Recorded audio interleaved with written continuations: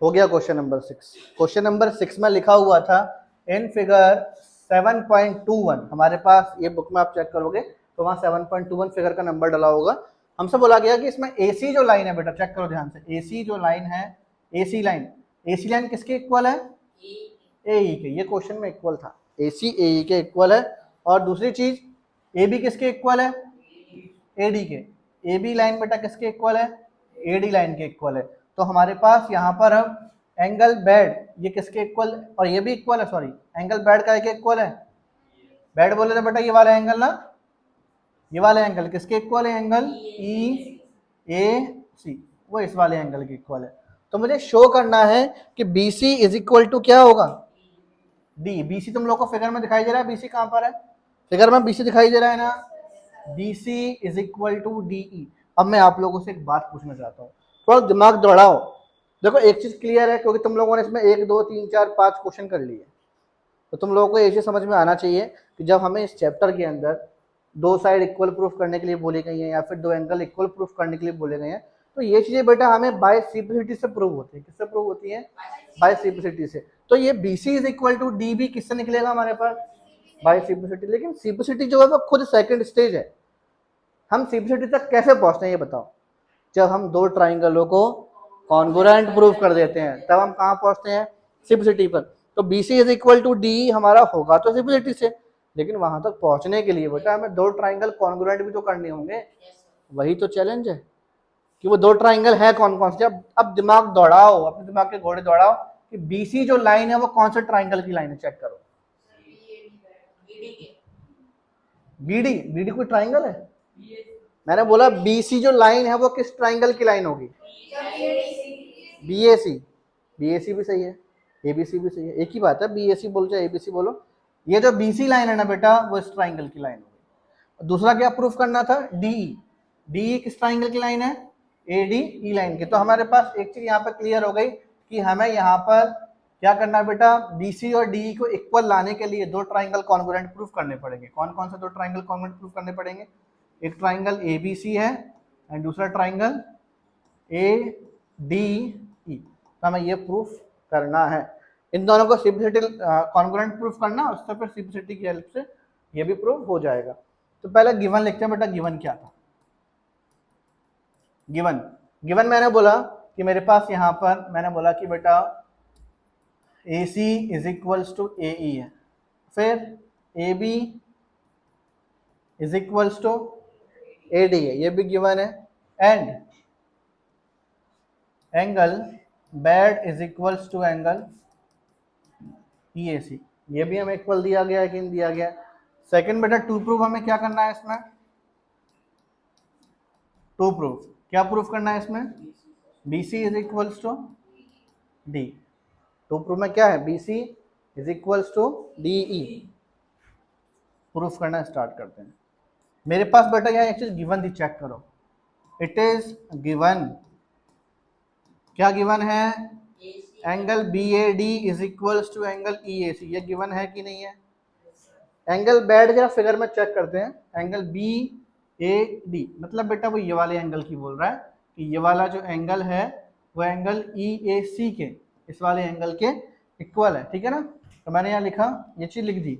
अब यहाँ पर मैं एक चीज ऐड करने वाला हूँ, वो बहुत ध्यान से समझना। Adding angle DAC both side, दोनों तरफ कौन सा एंगल ऐड कर रहा हूँ?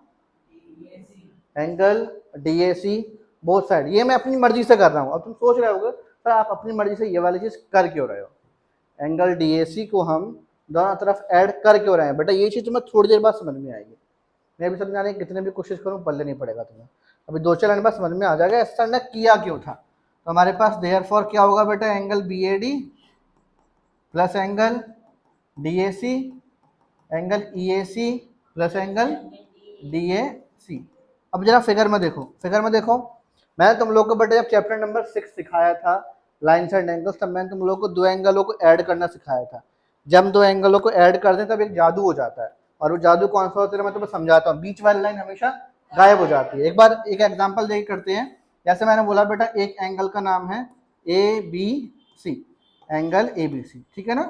प्लस फिर एक दूसरा एंगल है CBD, CBD।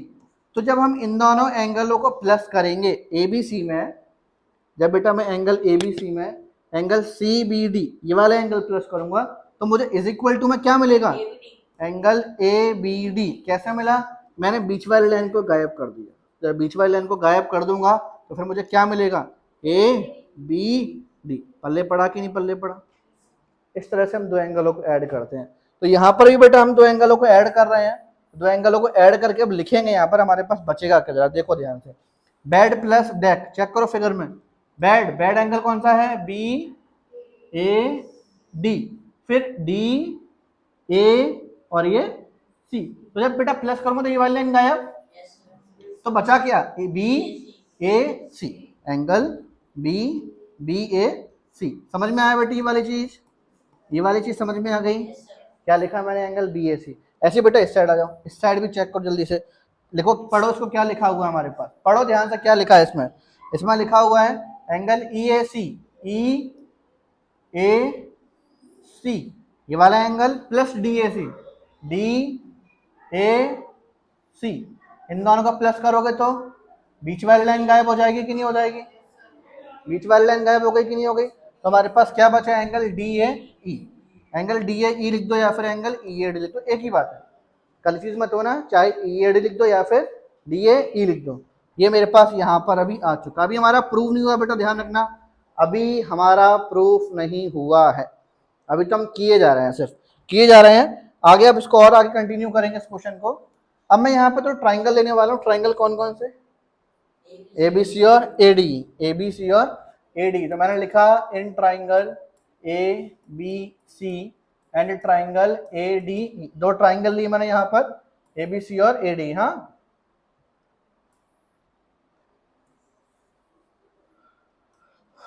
देखो बेटा ABC और AD, ABC फिगर में दिख रहा है तुम्हें, ABC कौन सा ट्राइंगल है, जरा चेक करो।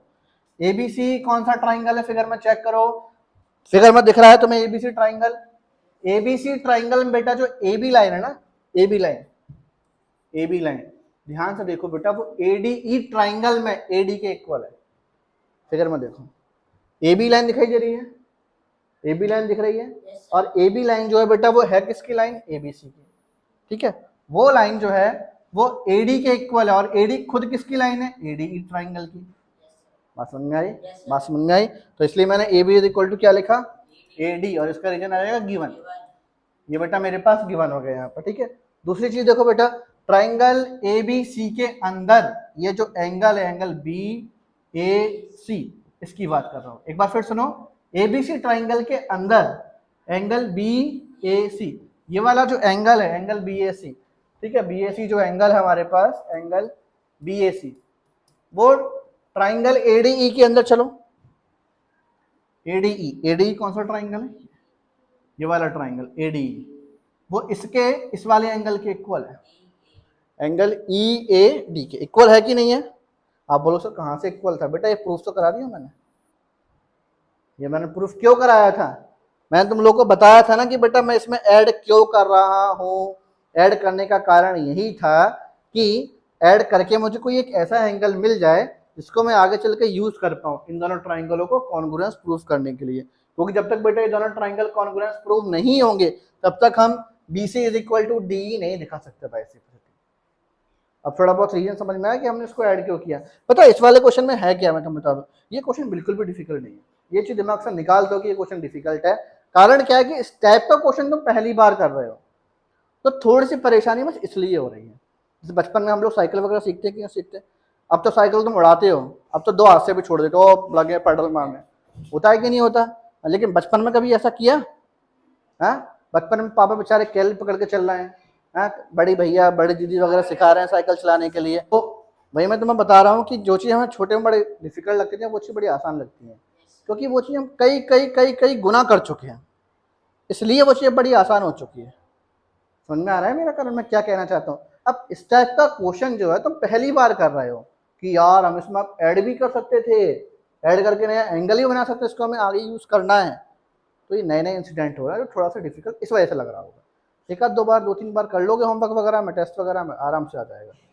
इन दोनों ट्राइंगल का एंगल BAC, इसका एंगल BAC उस ट्राइंगल के एंगल EAD के इक्वल है। आप बोलोगे सर ये तो दिया नहीं था बेटा, लेकिन ये हमने निकाल तो लिया था इसी क्वेश्चन में, ये हमने निकाल तो लिया अबोव प्रूफ, इसी क्वेश्चन में निकाला है ना, तो इसका रीजन क्या आ जाएगा, अबोव प्रूफ। ठीक है, ये आ गया हमारे पास। थर्ड देखो बेटा ध्यान से, ABC ट्राइंगल चेक करो, ABC ट्राइंगल में एक लाइन है, कौन सी लाइन, AC, ABC ट्राइंगल की एक लाइन AC, देखो इस पर डबल ये बना हुआ है कि नहीं बना हुआ है, वो इक्वल है ADE ट्राइंगल में। ADE ट्राइंगल में हमारे पास यहाँ पर एक लाइन है AE, इक्वल है कि नहीं है, AC is equals to AE, ये क्या है हमारे पास, गिवन था ना क्वेश्चन में लिखा तो है ये, तो हमारे पास इस हिसाब से क्या हो गया, therefore triangle ABC congruence to triangle ADE by side angle side congruence rule. अब ये दोनों ट्राइंगल अगर कॉन्ग्रुएंट हो गए तो इस हिसाब से हमारे पास BC is equal to DE हो जाएगा by simplicity. Therefore BC is equals to DE by CPCT। अब बेटा मेरी बात ध्यान से सुनो, इस पूरे क्वेश्चन के अंदर मेरे हिसाब से तो सबसे इंपॉर्टेंट पार्ट जो था वो पार्ट ये था। आप कुछ रिवीजन करो चाहे ना करो, लेकिन इसका रिवीजन बहुत अच्छे से करना। बच्चे इसी पार्ट को भूलते हैं, ध्यान रखना, बच्चे इसी पार्ट को भूलते हैं, जो आपको भूलते हैं, जो आपको नहीं भूलना है, ठीक है, जो आपको नहीं, समझ में आ गई वाली बात, समझ में आ गया अच्छे से, ठीक है। अरे नहीं समझ में आया, पक्का ना, खाओ विद्या रानी कसम, झूठ बोल रहा था देर से, कसम खाने के बोल तो कसम दिखाई इसने, खाली खाना खा के आया करो, कसम क्यों खाते हो यार, कसम भी कोई खाने से होती है, खाना वाना खाया करो, नहीं खाई फिर झूठ बोला, बीच में बोला था नहीं खाली। क्वेश्चन नंबर 6 समझ में आ गया अच्छे से। बताओ ये जो अभी हमने किया है ना, ये जो मैंने येलो बॉक्स में, ये हरकतें हमें अगले क्वेश्चन फिर करनी है, ठीक है।